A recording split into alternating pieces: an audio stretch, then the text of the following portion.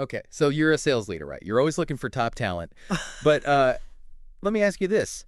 Are you really getting the full picture from candidate references? That's a great question because, there's this statistic or maybe just a common feeling that while tons of hiring managers say references are crucial, You feel crucial. exactly, but getting genuinely insightful stuff out of them, that's often a struggle. It often feels like just ticking a box, doesn't it?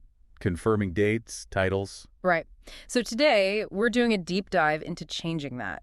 How to make those reference conversations less, well, procedural and more of a strategic tool. A tool for achieving real sales success. Precisely. We want to equip listeners with actionable ways to get a clearer view of how a candidate might actually perform and impact their sales team. And we're drawing heavily on insights from the sales experts for this, specifically their article, How to Get Better Employment References.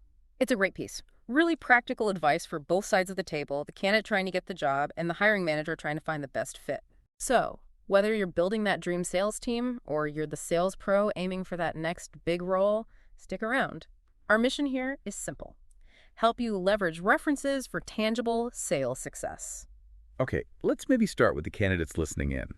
If you're out there looking for your next sales role, getting your references right can, honestly, make or break your chances. It really can. And the sales experts put a big emphasis on choosing those references strategically. It's not just about picking people you liked. Not at all. Yeah. You need people who can speak directly, credibly about your sales skills. Like your ability to close deals, handle objections, build those key relationships. Exactly.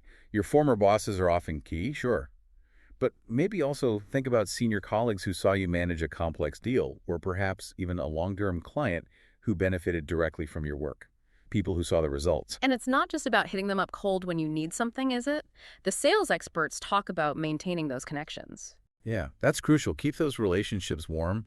A quick email check-in now and then, maybe a LinkedIn message, so it's not, out of the blue. And then when you do ask, give them specifics. Don't just say, hey, can you be a reference? Right. Tell them about the role you're going for. What are the key responsibilities? Why do you think your specific skills match this specific job? As the sales experts suggest, that context helps them tailor what they say. Makes it way more powerful for the person listening on the other end. Absolutely. And don't forget the thank you.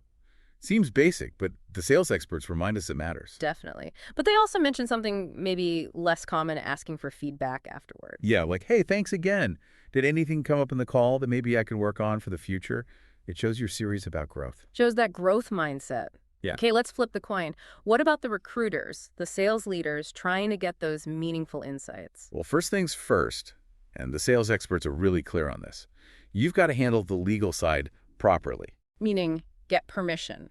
Explicit permission from the candidate before you call anyone. Absolutely. It's not just about covering yourself legally, though that's important. It's about transparency, building trust with the candidate right from the start. Okay, so permission secured, now what? How do we get beyond, yeah, they worked here? Open-ended questions. That's the key recommendation from the sales experts. Big time. So instead of like, did they meet their quota? Try something like, can you describe a time the candidate faced a really tough sales challenge and how they worked through it? Or what was their approach to building pipeline? Ah, okay. Getting into the how. How would you describe their communication style with clients versus internal teams, perhaps? Perfect. Or what's the single biggest accomplishment you saw them achieve? Questions like that, as the sales experts point out, they encourage stories, examples, real substance, not just yes/no answers. And you're not just relying on one call, ideally. No, definitely not. Look for patterns, consistency. That's another good tip from the sales experts. If you hear similar themes, maybe about their resilience or their strategic thinking or how they collaborate coming from 2 or 3 different people, then you can probably trust it more. It paints a more reliable picture of their potential for, well, sales success. exactly. And one more thing the sales experts highlight. Consider the context. Where did this reference work with the candidate? What was the company culture like? The team dynamics. Right, because performance can be situational. Someone might thrive in one environment and struggle in another. Understanding that background helps you interpret the feedback more effectively. It has nuance. Okay, so let's try and grow this down. What are the key things our listeners, sales leaders, hiring managers should take away? Well, first, I'd say for leaders, Think about coaching your own team members on how to build and maintain their reference network throughout their careers. It helps them, and ultimately, it reflects well on your leadership when they move on successfully. Good point. And second, for anyone involved in hiring, ditch the basic verification checklist. Move towards those open-ended behavioral questions. Really probe the how and why behind past successes and challenges.